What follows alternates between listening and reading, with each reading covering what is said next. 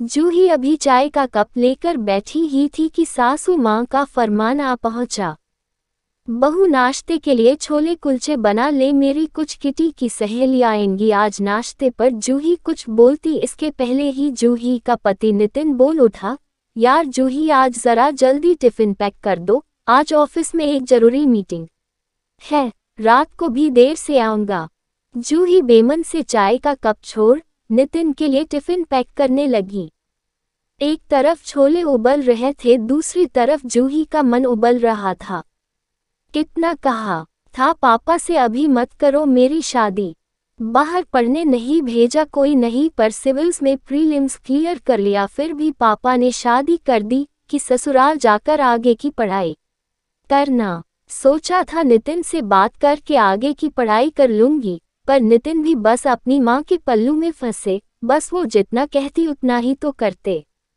एक बार जो सासू माँ ने कहा दिया कि शादी के बाद कोई पढ़ाई कोई नौकरी नहीं तो नहीं, आज मेरा भी सिलेक्शन हो जाता तो इस तरह घर बैठ के बस सबकी चाकरी न करनी पड़ती। माँ ने भी कितना समझाया था पापा को, पर पापा को मेरी पढ़ाई नहीं, पीछे बहनों की लाइन दिख रही थी।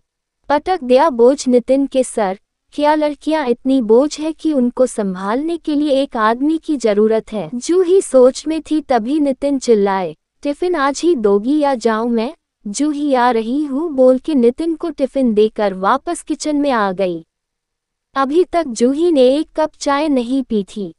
फटाफट उसने चाय गर्म की अभी कप में डाली ही थी कि ससुर जी की आवाज आ गई, जूही बहू एक कप चाय दे जा। वो अपने लिए निकाली चाय, जूही ससुर जी को देकर आ गई और लग गई छोले कुलचे बनाने में। नाश्ते पर उसकी सास की सहेलियां जो आनी थी सब काम जल्दी जल्दी निपटा के टेबल पर नाश्ता लगा ही रही थी कि सब आ गई। जूही को इस तरह जुड़ा बनाए घर के कपड़ों में देखा तो सहेलियां सब खुसुर फुसुर करते हुए जूही की सास से बोली, तेरी बहू तो नौकरानी लगती है, शादी के टाइम तो बड़ी सुंदर थी। जूही भी इन सब बातों को सुन रही थी, उसका कलेजा छलनी हुआ जा रहा था, पर ऐसे जवाब देना उसके परिवार वालों ने नहीं सिखाया था। इधर जूही की सास जवाब देती है, हमें भी तो नौकरानी ही चाहिए थी, कौन सा इससे नौकरी करानी थी, हा हा हा। जूही अंदर ही अंदर कुड़ गई थी इन सब बातों को सुन के। सुबह से भूखी प्यासी काम में लगी थी, दो मीठे बोल क्या, उल्टा उसको ही नौकरानी कहा जा रहा है। अब जूही ने तय कर लिया कि उसको अपनी खामोशी को तोड़ना होगा और अपनी एक नई पहचान बनानी होगी। ना माँ बाप ने साथ दिया, न ही पति और ससुराल वालों ने। माँ बाबा ने बोझ समझ के निपटा दिया और पति ससुराल के लोग फ्री की नौकरानी पाकर। एक दिन जूही ने नितिन से कुछ पैसे मांगे तो नितिन ने उसको दो टूक जवाब दिया, यार तेरे बाप ने मुझे कोई बैंक नहीं सौंप दिया जो दिन रात पैसे मांगती रहती है, अपने बाप से मांग। जूही काफी दुखी हो गई, वो अपने लिए लड़ना चाहती थी पर अभी सही मौका नहीं आया था। अगले दिन जूही ने सारा काम धाम निपटा के सास से बाहर जाने के लिए पूछा से तो उनका एक ही जवाब, अपने पति से पूछ के जाना। जूही को लगता था कि माँ बाप ने उसकी शादी नहीं की बल्कि किसी नरक में धकेल दिया।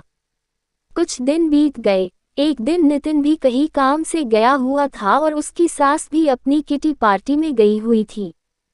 जूही घर से निकल गई। मोहल्ले की कई औरतों ने उसको देखा पर किसी ने कुछ कहा नहीं।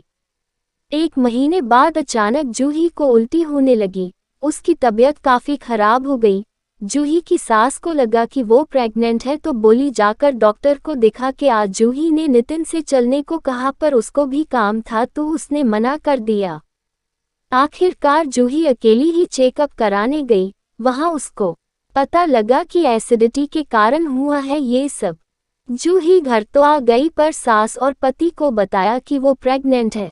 जैसे ही जूही की सास को पता लगा उन्होंने साफ कह दिया, बच्चे का जन्म तुम्हारे मायके में ही कराना, यहाँ इतना ताम झाम कौन करेगा। जूही भी बस इसी फिराक में थी, वो भी मायके जाने को तैयार हो गई। अपने मायके आने के बाद जूही के पापा ने पूछा कि कैसे यहाँ, तो जूही ने बताया दिया कि कुछ पेपर देने हैं। जूही के पापा ने कहा दामाद जी को बता के तो आई हो, अब तुम हमारी नहीं उनके घर की अमानत हो। खामोश जूही बोलना बहुत कुछ चाहती थी पर खामोश रही। महीने बीत गए, जूही के सारे पेपर हो गए। इधर जूही के पापा परेशान बैठे कि कब बेटी अपने ससुराल जाएगी। ऐसे ही 4 महीने बीत गए, न जूही को कोई लेने आया न जूही ने जाने की बात की। एक दिन एक डाकिया एक लेटर दे गया। जब जूही के पापा ने वो लेटर खोल के पढ़ा तो उसमें तलाक के कागज थे जो नितिन ने भिजवाए थे। लेटर देख के जूही के पापा सोच में डूबे थे कि डाकिया एक लेटर और दे गया। ये लेटर देखते ही जूही खुशी से उछल पड़ी। जूही के माँ पापा बहन सभी सोचने लगे इसको क्या हुआ, तो जूही ने बताया कि उसका आईएएस में सिलेक्शन हो गया है और अब वो एक अधिकारी बन जाएगी। पहले तो किसी को यकीन ही नहीं हुआ, फिर जब टीवी और पेपर में भी छप गया तो जूही के पापा का सीना गर्व से चौड़ा हो गया। उसी समय नितिन भी अपने माँ बाप के साथ आ गया और जूही को साथ ले जाने की जिद करने लगा। तब जूही ने अपनी खामोशी तोड़ी। क्यों आए हो तुम नितिन? अब मैं तुम्हारी वो नौकरानी नहीं हूँ। आखिर तुम भी समाज की घटिया सोच के ही शिकार हो। जब मैं कुछ भी नहीं थी तब तुम सब ने मुझे इतना नीचा दिखाया और अब जब मैं आईएएस बन गई तो आ गए मुझे वापस ले जाने। पर जूही मैं तो ये सब हमारे बच्चे के लिए कर रहा हूँ। कौन सा बच्चा नितिन? मैं कभी प्रेग्नेंट थी ही नहीं। अगर तुमने मेरा साथ दिया होता तो मुझे तुमसे कभी झूठ नहीं बोलना पड़ता। पापा ने मुझे कभी नहीं समझा पर मैं ये सोच के खुश थी कि मेरा पति मुझे समझेगा, पर नहीं, तुम भी उसी पुरुषवादी सोच के शिकार निकले नितिन, जो औरतों को बस घर में काम करने वाली बल्कि मेरी सास जैसी औरतों की भी है, जो बेटी को तो भरपूर प्यार देती है पर बहू को कभी बेटी का दर्जा नहीं देती। जो हुआ सो हुआ, अब से हमारे रास्ते अलग। मैं इन तलाक के कागज पर सिग्नेचर कर चुकी हूँ, दफा हो जाओ मेरी जिंदगी से। नितिन और अपनी सास को भेज के जूही अपनी माँ बाबा से मिलती है और उनका घर छोड़ के अपनी ट्रेनिंग के लिए मसूरी चली जाती है। ट्रेनिंग के बाद जूही अपने ही शहर में पोस्टेड होती है। आज फिर ऑफिस में बैठे बैठे जूही एक कप चाय मंगाती है और पीते हुए सोचती है, खामोशी अच्छी है पर खुद को बर्बाद होते देख भी खामोश रहना सबसे बड़ी गलती है। जूही आज खुद का एक कोचिंग सेंटर भी चलाती है, जो ऐसी गरीब लड़कियों औरतों को फ्री में पढ़ाते हैं जो इसका खर्च नहीं उठा सकते। और अपनी खामोशी को अपना हथियार बना के जूही एक बार फिर जुट जाती है अपने नए मिशन में।